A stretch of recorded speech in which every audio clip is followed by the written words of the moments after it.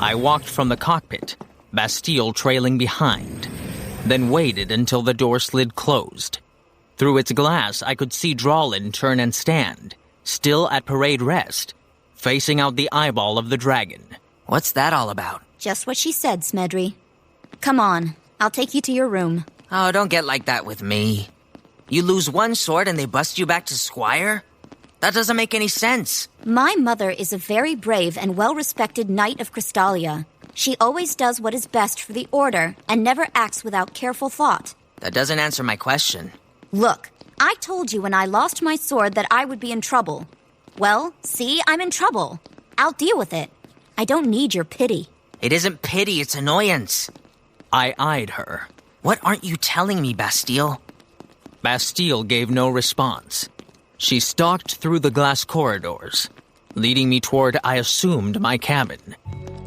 As I walked, however, I grew more and more displeased with events. Grandpa Smedry must have discovered something. Otherwise, he wouldn't have missed the pickup.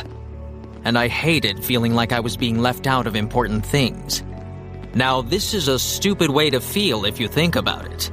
I was always being left out of important things.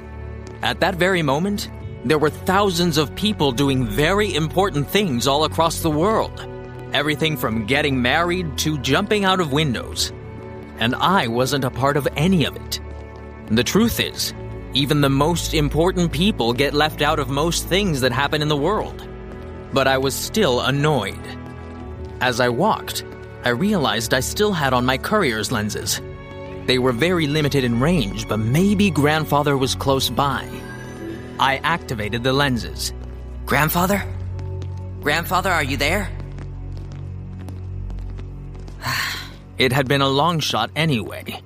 I didn't really... Alcatraz? Grandfather? Yes, it's me.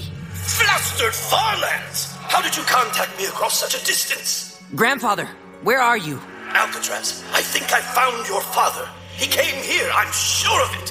Where, Grandfather? The library...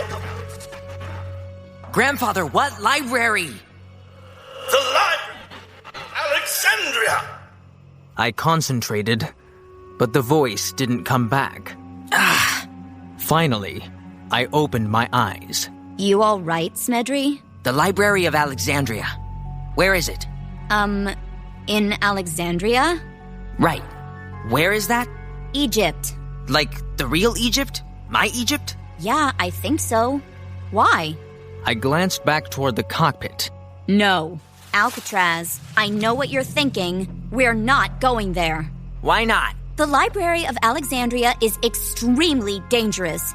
Even ordinary librarians are scared to go into it. Nobody in their right mind ever visits that place. That sounds about right, because Grandpa Smedry is there right now. How would you know something like that? I tapped my lenses. They wouldn't work at such a distance. They did. I just talked to him. He's there, Bastille.